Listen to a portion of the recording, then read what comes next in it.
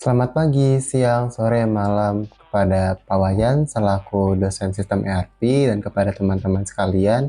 Perkenalkan kami dari kelompok 5, kami akan mempresentasikan mengenai bagaimana perancangan SCM dan CRM dengan berbasis ERP pada studi kasus perusahaan Ecobattle.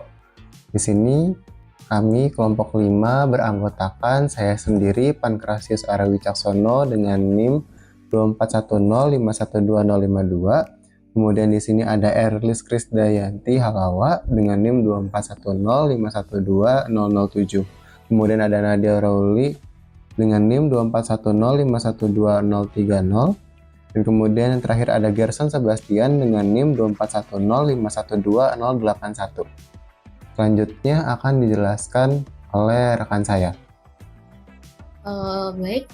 Pada slide ini saya akan menjelaskan bagaimana proses supply chain management berjalan secara terintegrasi di Eco Battle Co.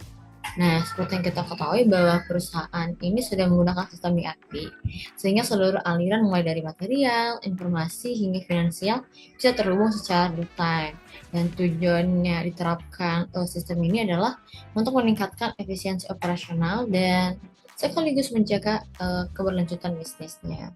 Dan di sini terdapat beberapa tahap, di mana tahap yang pertama ada procurement, di mana perusahaan akan melakukan pengadaan bahan baku plastik daur ulang dari supplier yang sudah tersertifikasi.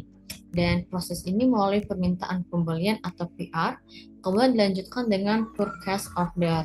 Nah, setelah barang diterima, akan dilakukan quality check dan pembayaran diproses menggunakan metode three-way matching. Nah, selanjutnya ada tahap produksi.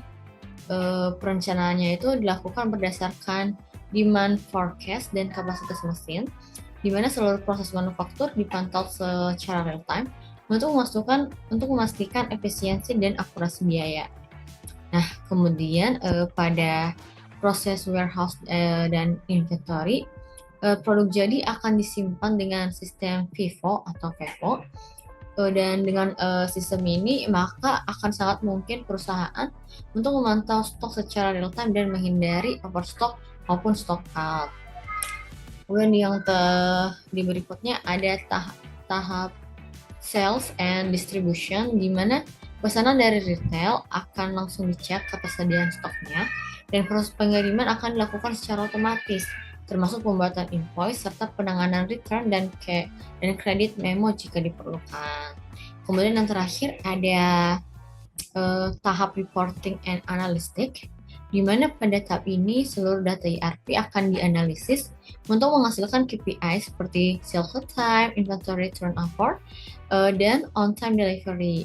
Dan data ini nantinya akan digunakan sebagai dasar untuk pengambilan keputusan. Oke, dan di SCM ini sendiri kami memiliki beberapa key decision points, di mana ada 4, dan yang pertama itu kapan perusahaan harus melakukan reorder bahan baku plastik. Kemudian yang kedua, bagaimana menjawab produksi saat permintaan meningkat. Nah, kemudian yang ketiga, berapa jumlah stok optimal di gudang untuk menghindari overstock maupun stock out. Kemudian yang terakhir, supplier mana yang paling efisien dari segi harga dan kualitas. Saya akan menjelaskan di bagian CRM proses naratif. Jadi di ecobattle.com mengelola hubungan pelanggan secara terintegrasi melalui sistem ERP, mulai dari akuisisi pelanggan hingga retensi. Data pelanggan tersimpan terpusat sehingga mendukung personalisasi layanan dan peningkatan kepuasan. Berikut adalah beberapa tahapan CRM di perusahaan Ecobattle. Yang pertama ada akuisisi pelanggan, yaitu marketing, merupakan kampanye digital seperti media sosial, marketplace, website yang digunakan untuk menjangkau calon pelanggan. Data leads dikumpulkan dalam CRM untuk segmentasi dan strategi pemasaran yang lebih tepat sasaran. Konversi penjualan atau SD, di mana tim sales menindaklanjuti leads hingga menjadi transaksi. Sales order dibuat di modul SD dan terintegrasi dengan data pelanggan, sehingga histori pembelian dapat digunakan untuk personalisasi penawaran. Yang ketiga adalah layanan purna jual. Customer service menangani komplain, pertanyaan, dan return melalui sistem CRM atau service ticket. Program loyalitas diterapkan untuk meningkatkan kepuasan dan retensi pelanggan. Yang terakhir ada analisis dan retensi, di mana data pelanggan dianalisis untuk mengetahui tren penjualan, produk populer atau return, dan customer loyal. Hasilnya digunakan untuk strategi promosi dan peningkatan layanan. Kemudian, di sini ada Key Decision Point CRM. Yang pertama, kota mana yang memiliki penjualan produk tertinggi? Yang kedua, produk apa yang paling sedikit dikembalikan dan apa penyebabnya? Yang ketiga, customer mana yang loyal dan berpotensi untuk diberikan promo khusus? Dan yang terakhir, strategi promosi apa yang paling efektif untuk meningkatkan penjualan? Sekian dari saya, akan dilanjutkan oleh rekan saya. Terima kasih. Baik, untuk di bagian selanjutnya yaitu mengenai Creative SCM Model Diagram. Di sini kami menggunakan 3 diagram, yaitu Archimate Blueprint, dengan menggunakan softwarenya yaitu Archie, kemudian terdapat BPMN dan Use Case Diagram CRM, dengan menggunakan softwarenya yaitu Microsoft Visio. Mengapa kami memilih 3 diagram ini? Karena ketiganya menjawab pertanyaan yang berbeda. Archimate di sini menjawab apa saja elemen sistemnya dan bagaimana relasinya secara arsitektur. Sementara itu, BPMN menjawab siapa yang mengerjakan apa dan bagaimana alur operasionalnya secara proses. Kemudian di sini terdapat juga use case yang menjawab siapa berinteraksi dengan sistem CRM dan dalam kondisi apa secara fungsional. Ketiganya bersama-sama memenuhi seluruh aspek soal, mulai dari entitas, material flow, information flow, financial flow, hingga pemetaan modul ERP. Baik, di sini yang pertama yaitu terdapat Archimate Blueprint. Di sini di Archimate Blueprint terdapat 4 bisnis aktor, yaitu supplier, warehouse, factory, dan retail store. Ini dari sisi layer SCM, yang masing-masingnya dihubungkan ke bisnis proses menggunakan relasi assignment. Alur proses berjalan secara sekuensial, di sini seperti yang bisa dilihat, dari hulu ke hilir, menggunakan relasi flow, dimulai dari procurement yang didukung oleh modul MM, kemudian lanjut ke goods receipt, di sini didukung oleh MM juga. Kemudian di sini terdapat inventory management, berlanjut ke production planning yang didukung oleh modul production planning atau PP, kemudian manufacturing dengan modul controlling atau CO, kemudian lanjut ke inventory storage, berlanjut lagi ke sales and distribution dengan modul SD, kemudian delivery hingga payment processing yang dicatat oleh modul FI. Kemudian pada layer CRM ini yang blok kotak hijau, customer terhubung ke after sales support dan CRM analytics, yang keduanya dilayani oleh CRM system melalui relasi serve. Diagram ini juga memuat return flow dari return handling kembali ke inventory storage sebagai representasi reverse logistics. Setiap modul ERP dipetakan langsung ke proses yang dilayaninya. Dan setiap proses dihubungkan ke data objek seperti material master data, inventory data, customer master data, dan transaction data melalui relasi associated to yang ada dalam tools Archie ini. Baik, kita berpindah ke diagram selanjutnya, yaitu mengenai BPMN diagram.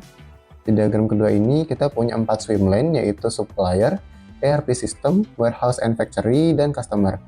Di sini alur dimulai dari supplier yang mengirim recycled plastik setelah menerima sinyal permintaan. ERP system lalu membuat purchase order melalui modul MM, kemudian di swimlane warehouse and factory menerima material, menyimpannya, menjalankan proses manufaktur, memproduksi eco bottle-nya, dan menyimpan barang jadi. Kemudian kembali ke swimlane ERP system, di sini mencatat biaya produksi melalui modul CO, kemudian membuat sales order, dan mengatur pengiriman melalui modul SD. Warehouse melakukan pick and pack. Barang dikirim dan diterima customer.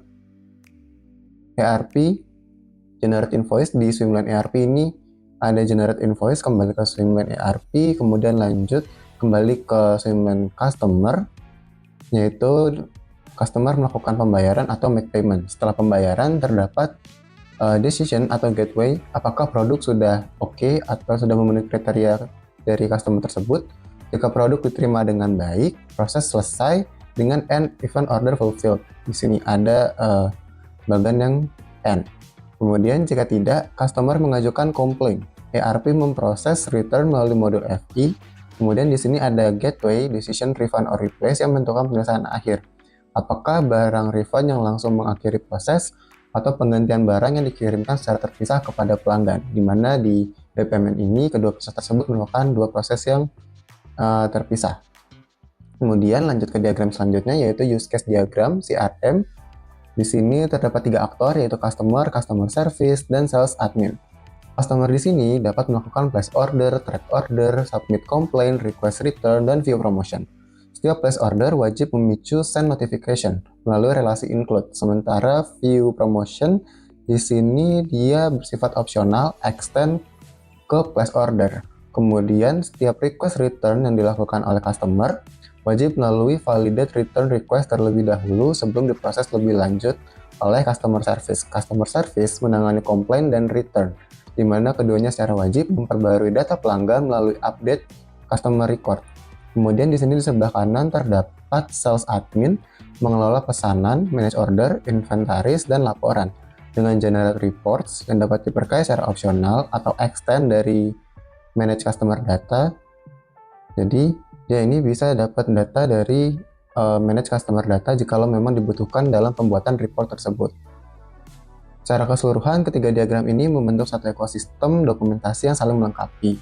Archimate memberikan gambaran arsitektur mengenai bagaimana arsitektur sistem secara menyeluruh, kemudian BPMN mendetailkan alur operasional lintas entitas, kemudian use case diagram mendefinisikan interaksi pengguna dengan sistem CRM. Ketiganya bersama-sama menggambarkan bagaimana EcoBattle ini mengintegrasikan proses rantai pasok dan manajemen pelanggan dalam satu sistem ERP yang terpadu.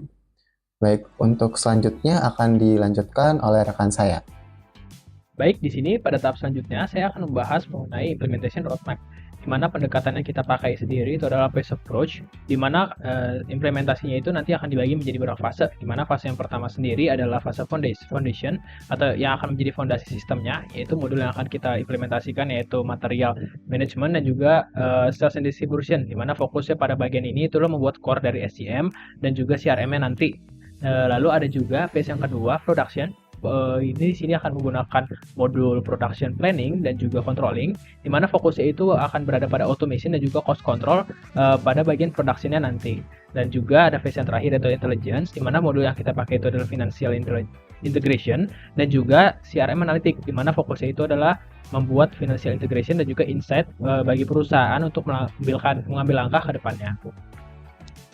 Selanjutnya di sini kenapa kita menggunakan phase implementation? Di sini kita mempertimbangkan 4 poin. Yang pertama adalah risk management, di mana kita harus mengidentifikasi masalahnya per modul dulu sebelum nanti masalahnya akan membesar jika kita menjalankan keseluruhan secara paralel itu. Selanjutnya ada juga business continuity, di mana kita mempertimbangkan agar operasi bisnis itu tetap berjalan walaupun dengan downtime yang minimal juga ketika kita merancang bisnis membangun sistem ini gitu. Selanjutnya juga ada organizational learning, di mana nih waktu adaptasi dan juga pelatihan per modul sebelum masuk ke fase berikutnya.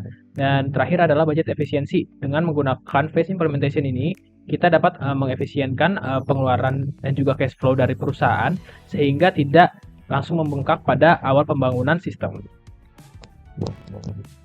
Selanjutnya di sini kita akan bahas modul awal yang kita akan implementasikan, yaitu adalah material management dan juga sales distribution pada phase yang pertama yaitu foundation, di mana keduanya ini dipilih menjadi dua modul yang akan digunakan pada awal dikarenakan keduanya sendiri ini akan membentuk end-to-end pada rantai pasok, di mana material management itu bakal menjadi inbound daripada perusahaan dan juga outbound-nya nanti akan dimulai dari sales distribution, di mana dari kedua modul ini kita akan mendapat banyak sekali data master yang akan digunakan untuk pembangunan sistem nantinya. Dan daripada kedua modul ini juga pada material management itu kita dapat membuat output seperti purchase order dan juga good receipt yang tidak manual, jadi terautomatisasi. Dan juga di sini kita dapat melakukan manajemen pada tahap inventory menggunakan material management.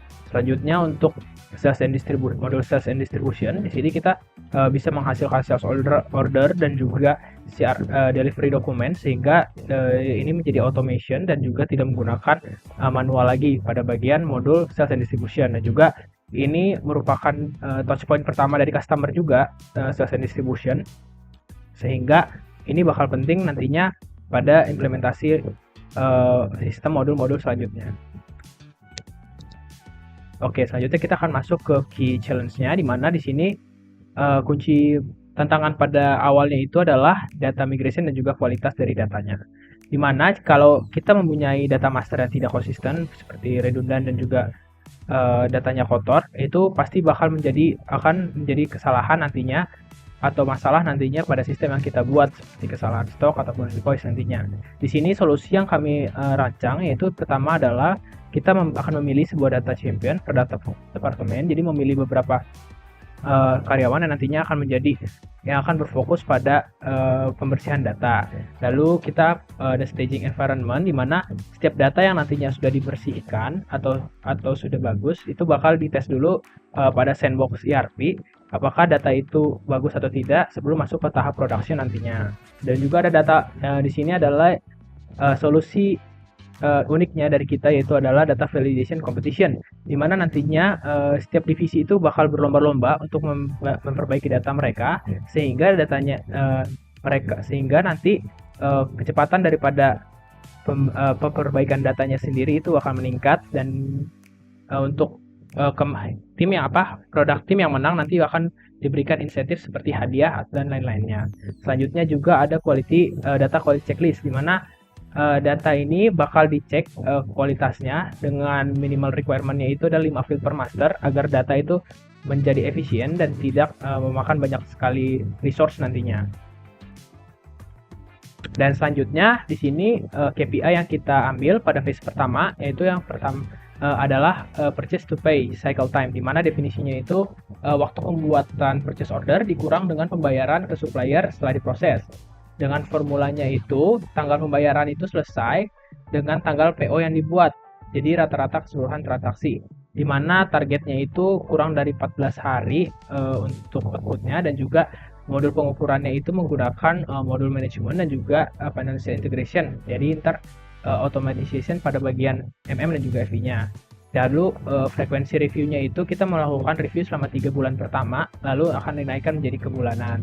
Lalu untuk dampak bisnisnya ini P2P-nya atau purchase to pay-nya itu bakal lebih cepat gitu. Jadi hubungan dengan supplier lebih baik dan juga potensi early payment discount dan juga cash flow-nya lebih terkelola.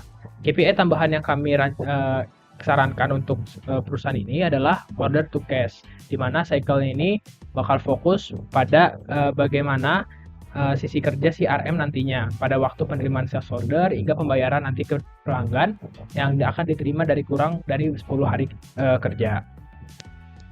Baik, sekian dari kelompok kami, kurang lebihnya mohon maaf. Wassalamualaikum warahmatullahi wabarakatuh.